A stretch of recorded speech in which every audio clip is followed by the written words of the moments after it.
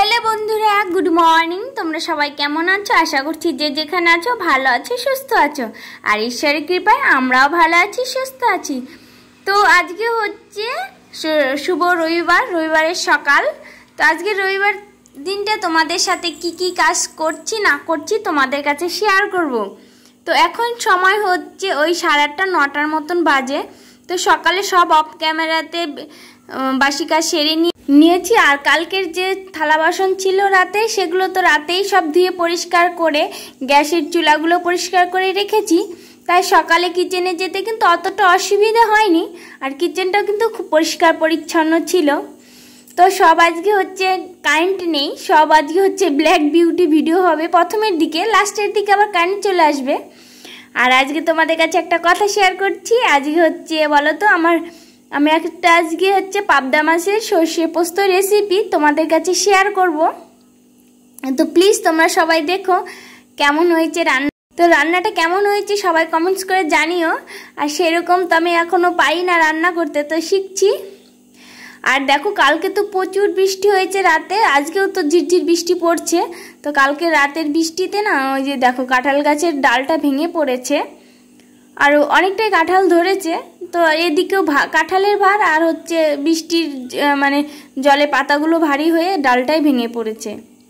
আর এখানে কিন্তু গাছগুলোতে না প্রচুর কাঁঠাল ধরেছে, কিন্তু এই যে ছোটোবেলায় যেগুলো খেয়েছি এঁচড়, যেগুলোকে এঁচড় বলে, ছোটো কাঁঠালগুলোকে যে এঁচড় বলে ওগুলোই খেয়েছি কয়েকটা।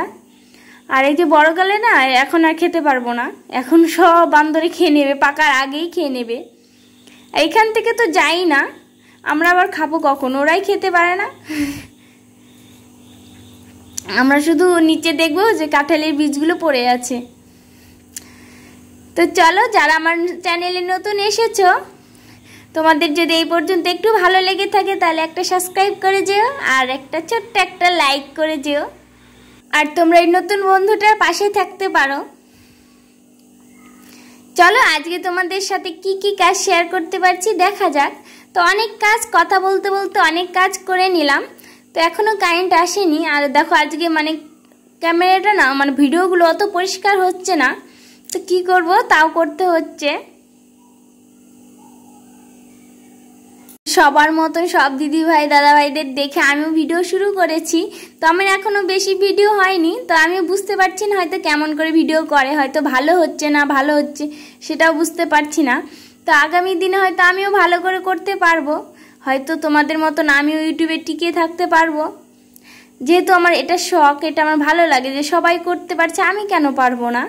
তা আমিও চেষ্টা করছি যদি পারি তোমাদের সাথে আমার পরিচয়টা গড়ে তোলার জন্য।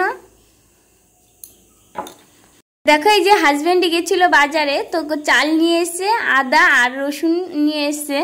তো কালকে একটু রাগারাগি হয়েছিল, তো আমার জন্য কুরকুরে আর হচ্ছে ফুটি নিয়ে এসে, কারণ আমি এই দুটো বেশি খাই, অন্যান্য কিছু অতটা ভালো লাগে না খেতে, কিন্তু এই দুটো বেশি খাই। তো রাগ ভাঙানোর জন্য এই দুটো নিয়ে এসছে। আর আমি দেখছিলাম আর মনে মনে হাসছিলাম। তো সব কিছু চাল ডাল ঠিক মতন রেখে দিলাম জায়গা মতন। আর এই যে একটু ডাস্টিং করে নেব। তো একটা কথা তোমাদের কাছে শেয়ার করছি।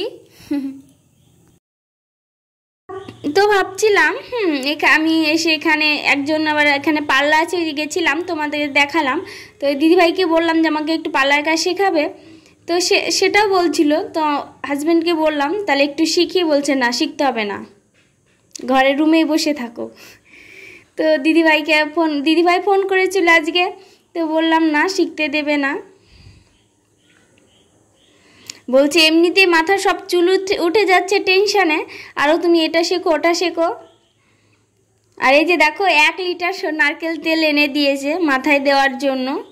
বলছে সবসময় মাথায় তেল জব করে দিয়ে রাখো, তাই চুল উঠবে না। সবসময় দিলে ভালো লাগে বলো তো, সবসময় অত তেল লাগলে ভালো লাগে না।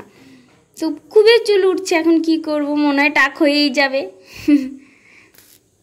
তো চলো যাই হোক টাক পড়ুক, যাই হোক। এই যে দেখো এটা রুমের যেটা মানি প্ল্যান্টগুলো ছিল ওগুলো আজকে একটু ধুয়ে দিলাম আর জলটা পরিষ্কার করে দিলাম। এমনি গ্রো করছে, দেখো অনেকটাই গ্রো করেছে। জলটা পাল্টে দিলে না কয়েকদিন পর এমনিতেই গ্রো করে। আর আমি তো সেরকম চাল ধোয়া জল দিই না, আমি নর্মাল জল ইউজ করি এগুলোতে। কারণ চাল ধোয়া জল যদি কোনো গাছ হতো, মানে মাটি দিয়ে লাগানো হতো গাছ হতো, তাহলে ওগুলোতে দেওয়া যায়। আর এগুলোতে চাল ধোয়া জল দিন আমি, কেমন জলটাও নোংরা দেখা যায়, তার জন্য দিই না, নর্মাল জলই ইউজ করি। তো কাজ কমপ্লিট হয়ে গেছে ওগুলো কাজ। তো সকালের যে বাসন ছিল, তো কারেন্ট ছিল না, ভাবলাম ভিডিও করতে হবে, একটু পরেই ধুচ্ছি। তো এখন দেখো কারেন্ট চলে এসে, তো এই যে এগুলো ধুয়ে রেখে দিচ্ছি। আর সঙ্গে সঙ্গে তো একটু হয়ে যায়, শুকিয়ে আটাটা মাখা না শুকিয়ে যায়, তো একটু পরে ধুলে না একদম উঠে যায়, তার জন্য আমি একটু পরেই ধুই। তো স্নান সেরে নিয়েছি। তো আজকে আর বাইরে জামা কাপড় মেলা যাবে না, কারণ গুড়ি গুড়ি বৃষ্টি পড়ছে, তো এই রুমেই মেলে দিচ্ছি। তো ভাবছি আজকে একটু বাজার করতে যাব, সেরকম তো কিছু নেই, সবজি টবজি আনাও নেই। তো দেখি বিকেলের দিকে কেমন বৃষ্টি থাকে কি না। তো ওখানে দুটো জামা কাপড় মেলে দিলাম, আর এখানে গামছাটা দরজায় মেলে দিলাম। তো চলো স্নান সেরে নিয়েছি, একটু ক্রিম একটু সাজুগুজু করে নিই, তারপর পুজো দিয়ে নেব।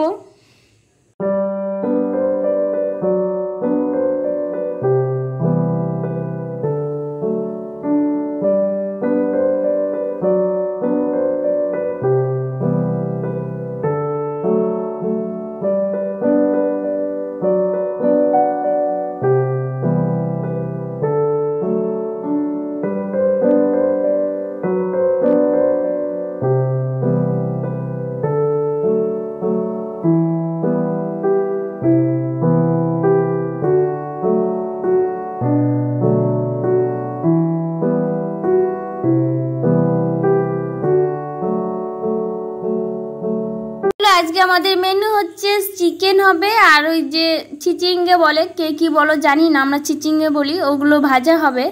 তো খাওয়া দাওয়া কমপ্লিট করে নিয়েছি। এখন তো বৃষ্টি নেই, এখন যাবে একটু বাজার করতে দুজনে। চলো তোমাদের কাছে শেয়ার করছি। এই যে বেরিয়ে পড়লাম, টাটা। এই যে দেখো যেতে না যেতেই বৃষ্টি শুরু হয়ে গেছে, তা অনেক কষ্ট করে তারপরে যে পৌঁছেছি মাছের বাজারে। এই যে পাবদা মাছ নেব, তো বড়মশাই বাহার দিয়ে দেখছিল কোনটা ভালো কোনটা, তার এই যে সবজি নেব, তারপর ফ্রুটের দোকানও ছিল। চলো বাড়ি চলে এসেছি। এই যে নিয়েছি পেঁয়াজ, ঝিঙে, উচ্ছে, তারপরে টমেটো, বরবটি, ঢেঁড়স, মাছ, 2 পদের মাছ নিয়ে এসেছি, মাছ, ট্যাংরা মাছ, আর হচ্ছে পাবদা মাছ। চলো পাবদা মাছের রেসিপি তোমাদের কাছে শেয়ার করি। এই যে কেটে ধুয়ে পরিষ্কার করে নিয়েছি, তারপর একটু নুন, একটু হলুদ দিলাম, আর একটু তেল দিলাম, তারপর মেখে নিলাম ভালো করে, সেটা মিক্সড করে নিলাম, হলুদটা যেন মাছে ভালোভাবে মেখে যায়। তারপরে যে কড়াইতে তেল দিয়ে নিলাম, আর মাছগুলো একটু, যারা নতুন মাছ ভাজা শিখেছো তারা দেখবে কড়াইটা একটু ধোয়া বেরোবে, তারপরে মাছ তেলটা দিয়ে দেবে, তারপর তেল দিলে আর একটু ধোয়া বেরোবে, তখন মাছটা দিয়ে দিবে, তাহলে কিন্তু আর নিচে লেগে পড়বে না। আর যদি লেগেও যায় তাহলে একটু নুন দিয়ে দেবে, তাহলে আর লেগে পড়বে না। এটা আমার দিদি শিখিয়ে দিয়েছে আমাকে। তো মাছগুলো যে ভেজে নিয়েছি, আর বেশি কড়া করে ভাজবে না, একটু হালকা করে ভাজতে হবে, মানে কড়াও না আবার হালকাও না, মিডিয়াম। তো এই যে মাছগুলো ভাজা হয়ে গেছে। তো কটা মাছ ফ্রিজে রেখেছি, আমি অল্পই মাছ বের করেছি। তো এখানে কালো জিরে ফোড়ন দিয়ে দিলাম, একটা এলাচ, তেজপাতা, আর দারচিনি, তারপরে দিয়ে দিলাম পেঁয়াজ কুচি। পেঁয়াজ কুচিটা ভালোভাবে নাড়াচাড়া করে একটু লাল লাল করে ভেজে নেব। দেখবে বন্ধুরা, এখন কিন্তু হাইয়ে দিলে চলবে না, একটু লোয়ে দিয়ে ভাজতে হবে, নাহলে তাড়াতাড়ি পুড়ে যাবে, অত হাইয়ে দেওয়া যাবে না। তারপরে দিয়ে দিলাম আদা রসুন পেস্ট, তারপরে লবণ, হলুদ, কাঁচা লঙ্কা পেস্ট দিয়ে দেব।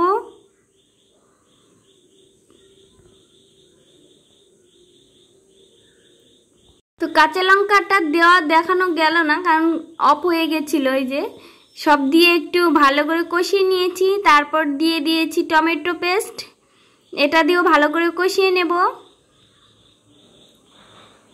সব লোয়ে হাইয়ে না, লোয়ে গ্যাস লোতে দিয়ে তারপরে কষিয়ে নেব।